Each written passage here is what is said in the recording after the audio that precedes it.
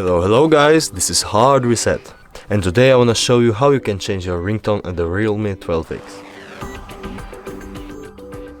So, if you want to change your ringtone, you need to go to the settings and choose the sounds and vibration button.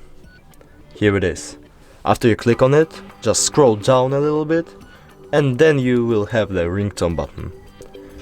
When you click on it and click on the classic themes, you have all the ringtones that are installed on the Realme 12x. For example, I have this, but you can choose another. This is the most classic. There it is, quick and simple. Thanks for watching, goodbye.